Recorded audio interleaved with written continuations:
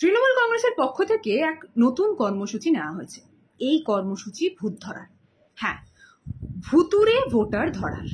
খুব আশ্চর্য হওয়ার কিছু নেই, কারণ এই ভুতুরে ভোটার যদি ঠিক সময় ধরা না পড়ে তাহলে কিন্তু এই ভুতুরে ভোটারের সেই সক্ষমতা রয়েছে আপনার আমার মানুষ হওয়ার অধিকারটাও আমাদের হাত থেকে ছিনিয়ে নেওয়ার। হ্যাঁ, ঠিক শুনছে, কারণ এই ভুতুরে ভোটাররা বাস্তবে কি করছে সেই জিনিসটা জানা ভীষণভাবে জরুরি।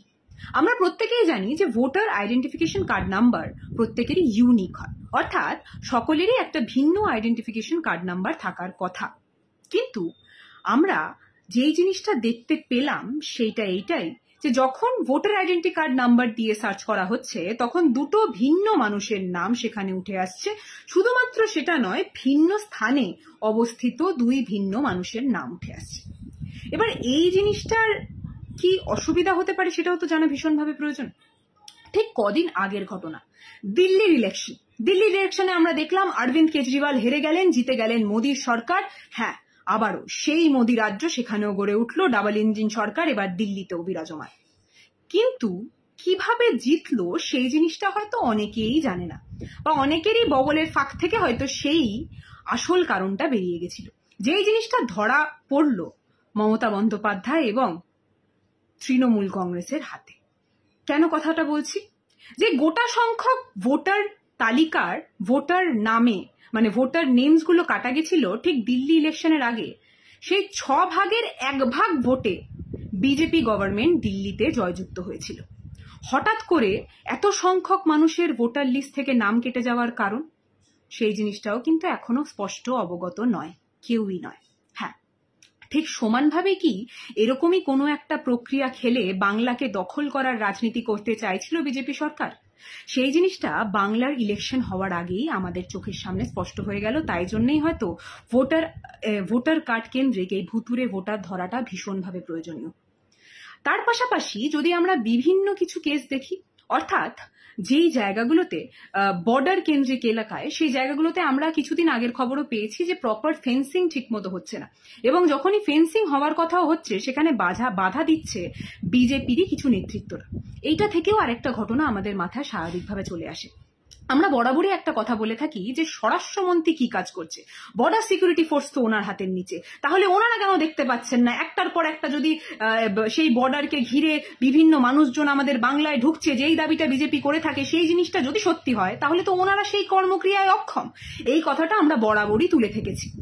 কিন্তু এখন আবারও একটা ভাবার প্রক্রিয়ায় আমাদের মাথাকে পড়তে হচ্ছে। এই জিনিসটা কি ইচ্ছা করেই করা হচ্ছে না বিজেপির দ্বারা? সেটা কিন্তু একটা বড় প্রশ্ন। অর্থাৎ সিএএ, এনআরসি এই কেন্দ্রিক কত কথাই বিজেপির নেতাদেরকে আমরা বলতে শুনেছি।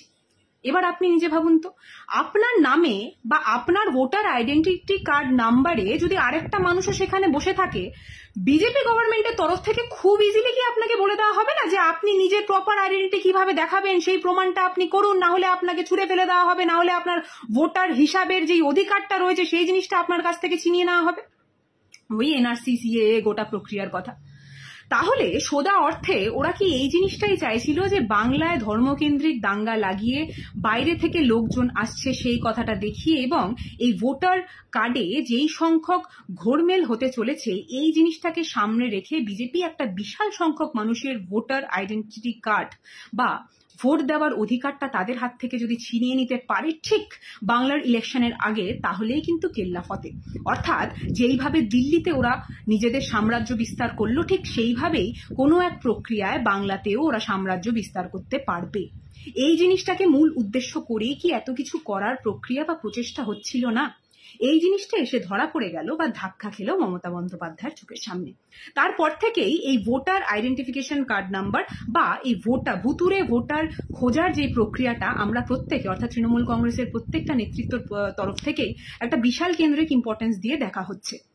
এবং হ্যাঁ, একটা জিনিস স্পষ্টভাবে বলতে পারি, 2026-এর ইলেকশনের আগে আমরা বরাবরই কিছু জিনিস দেখবো। ধর্মকেন্দ্রিক রাজনীতি, যেই জিনিসটা খুব সুন্দরভাবেই বিজেপি করার চেষ্টা করছে, একটা ধর্মীয় কেন্দ্রিক দাঙ্গা লাগানোর পূর্ণ চেষ্টাই বিজেপিরা করে যাচ্ছে, এটাও আপনার আমার চোখের সামনে স্পষ্ট।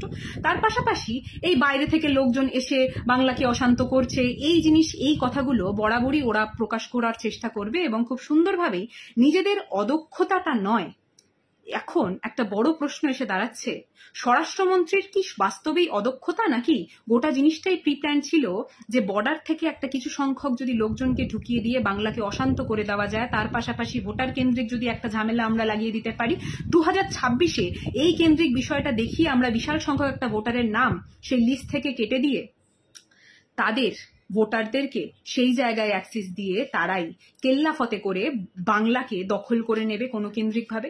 এই যে প্রক্রিয়া, এই যে গোটা প্ল্যানটা ভেস্তে গেল এবার, এই জিনিসটা ক্রমাগত আমাদের 2026-এর আগে পর্যন্ত খুব সচেতন নাগরিক হিসাবে কিন্তু দেখে যেতে হবে, না হলে এই প্রচেষ্টা ওদের তরফ থেকে বারবার হবে। কারণ ওদের যে মূল উদ্দেশ্য এইটাই যে কোনো ক্রমে বাংলাকে দখল করা। ঠিক যেইভাবে বিজেপি একটার পর একটা জায়গায় নিজেদের ক্ষমতা বিস্তার করছে, এই গোটা কেন্দ্রিক বিষয়টাই কিন্তু এখন প্রশ্নের মুখে। অর্থাৎ ইলেকশন কমিশন অফ ইন্ডিয়ার তরফ থেকে গোটা প্রক্রিয়ার কাজটাই কত কেন্দ্রিক দায়িত্ববোধ নিয়ে করা হচ্ছে সেটাও এখন বড় প্রশ্নের বিষয়। তার পাশাপাশি সিবিইডিআই এর কথা আমি ছেড়েই দিলাম, ইডি-সিবিআই এর কথা আমি ছেড়েই দিলাম, কারণ তারা যে কি কেন্দ্রিক ভাবে শুধুমাত্র বিজেপির একুশকানিতে চলে যাচ্ছে, সেই জিনিসটা আমরা বাংলায় ভোট হোক বা বিভিন্ন আলাদা জায়গায় ভোট হোক না কেন, সেই জায়গা থেকে যখন প্রত্যেক উদাহরণগুলো তুলে আসে সেই ক্ষেত্রেও স্পষ্ট। এবার ভোটার আইডেন্টি কার্ড নাম্বার নিয়ে যেই প্রত্যেকটা মানুষ রাস্তায় বেরিয়েছেন, দলীয় লোক থেকে শুরু করে যে সাধারণ সচেতন মানুষরা নিজেদের ফোনেও নিজের আইডেন্টি কার্ডটা চেক করছেন, তাদের প্রত্যেককে আমি হাত জোড় করে অনুরোধ করব যে এই জিনিসটা আপনার আমার প্রত্যেকের সচেতন নাগরিক হিসাবে একটা কর্তব্য যে আমাদের নামে একটা ভিন্ন ব্যক্তির ভিন্ন জায়গার লোকেশনের ডিটেল যাতে সেখানে না থাকে। কারণ যদি এই জিনিসটা হয়, আপনিও কিন্তু এই ট্র্যাপের মাঝখানে পড়ে যাচ্ছেন, আপনিও এই বিজেপির নোংরা রাজনীতির মাঝখানে পড়ছেন। হতে পারে যে এই একটা কারণ দেখিয়েই আপনার আমার এই ভারতের এক নাগরিক হওয়ার অধিকারটাও আপনার আমার থেকে ছিনিয়ে নেওয়া হতে পারে, যে এই জিনিসটা বিজেপির একটা নোংরা প্রক্রিয়া। এই জিনিসটার বিষয়ে সচেতন হোক। এই গোটা প্রক্রিয়াটা, এই গোটা নোংরামিটা আমাদের সর্বপ্রথম কর্ম হচ্ছে সাধারণ মানুষদের কাছ অব্দি পৌঁছে নিয়ে যাওয়া, তাদেরকে সচেতন করা। প্রত্যেকটা মানুষ যারা এই বিষয়ে অবগত, তাদের প্রত্যেককে আমি অনুরোধ করব এই বিষয়ে সচেতন হন এবং আশেপাশের মানুষজনকে সচেতন করান। আমাদের বাড়ির পাশে এরকম অনেক বৃদ্ধারা রয়েছে যারা হয়তো ফোন ঠিক মতো ঘাঁটতে পারে না, তাদের আইডেন্টিফিকেশন কার্ড নাম্বার দিয়ে দেখুন যে তাদের নামেও এরকম কোনো ঘাপলা, এরকম কোনো ভুতুরে ভোটারকে বিজেপির কেউ একজন বসিয়ে দিয়ে যায়নি তো, ইমপ্লান্ট করে যায়নি তো। এই জিনিসটা কিন্তু দেখা ভীষণভাবে প্রয়োজন। 2026-এর ইলেকশন যাতে খুব সুন্দরভাবে হতে পারে, শান্তিপূর্ণভাবে হতে পারে, এই জিনিসটা দেখার দায়িত্ব আপনার আমার প্রত্যেকের, প্রত্যেকটা সচেতন নাগরিকের। এই জিনিসটা কিন্তু দেখতে হবে, না হলে এই ভূত আপনার আমার মানুষ হওয়ার অধিকার কিন্তু ছিনিয়ে নিয়ে চলে যাবে। ঠিক বগলের নিচ থেকে, নাকের নিচ থেকে ফাঁক খুঁজে ওরা ঠিক পালিয়ে যাবে। এই জিনিসটা কিন্তু ধরে জেলে ভরতে হবে।